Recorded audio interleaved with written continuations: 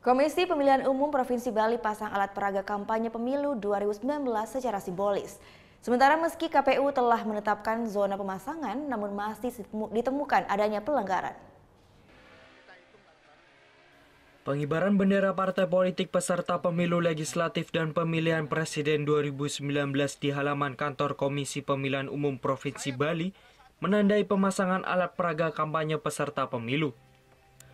Sebelumnya KPU Provinsi Bali telah menyerahkan alat peraga kampanye kepada peserta pemilu. Nantinya seluruh peserta pemilu 2019 yang akan memasang alat peraga kampanyenya harus di titik yang sudah ditentukan oleh KPU. KPU melarang peserta pemilu 2019 memasang alat peraga kampanye di luar zona yang telah ditentukan oleh KPU.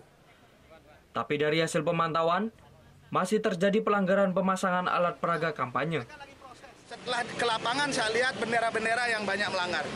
Terutama melanggar karena dia dipaku di pohon. Kemudian dipasang di fasilitas umum seperti tiang listrik, tiang telepon, itu nggak boleh. Ya, mestinya harus teman-teman parpol yang memasang itu segera untuk memindahkan. Ya, karena jelas itu pohon-pohonan nggak boleh dipaku. Ya, jelas aturannya kita buat sedemikian rupa. Untuk APK tingkat provinsi yang difasilitasi oleh KPU, APK calon presiden dan wakil presiden mendapatkan 16 buah baliho, sedangkan untuk partai politik mendapat 11 buah baliho.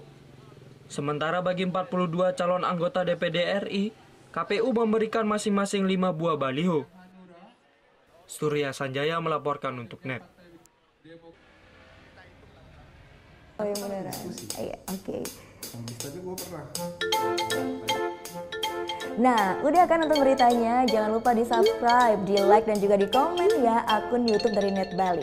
Terima kasih udah subscribe. Yang belum, jangan sampai lupa. Di sebelah sini nih. Notif subscribe.